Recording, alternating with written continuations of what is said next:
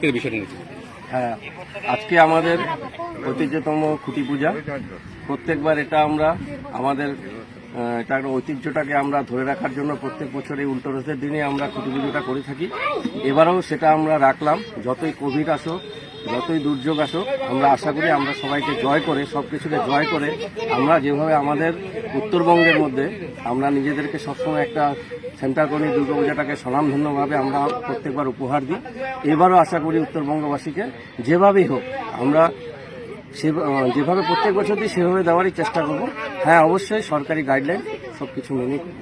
কত বছর হচ্ছে আমাদের এবার 59 বছর। কোনো প্ল্যান কি আছে কি করবেন না? প্ল্যান এখনো আমরা যতক্ষণ আমরা সরকারি গাইডলাইন পাবো না ততক্ষণ পর্যন্ত প্ল্যানটা করতে পারবো। গতবারও কিন্তু মানে একটা করোনা বিধি ছিল, তার মধ্যে একটা আকর্ষণীয় পূজা মণ্ডপ উপহার দিয়েছে। আমরা বললাম তো এটা আমাদের একটা ঐতিহ্য যে সেন্ট্রাল কলোনি দুর্গাপূজা কমিটি সবসময় দুর্গাপূজাটাকে একটা আকর্ষণীয় করে তোলার জন্য সবসময় চেষ্টা করে। আমাদের সকল সদস্যের এটা চেষ্টা থাকে, যার জন্যই আমরা এই পুজোটাকে ভালোবাসি বলেই এটা আমরা উপহার দিয়ে থাকি। আশা করি এবারও দিতে পারবো, সে ছোট হোক আর বড় হোক, কিন্তু আমরা এটা ঠিক সরকারি গাইডলাইনটা মেনেই সব কিছু করি। আপনার নামটা? অসীম ভৌমিক। এই পূজা কমিটির আমি কখনো সভাপতি, কখনো সহসভাপতি, কখনো সেক্রেটারি হিসাবে আজকে আমরা প্রায় 59 বছর ধরে আমাদের দাদারা সবাই করে এসছে, আমরা করে যাবো আগামী। ধন্যবাদ।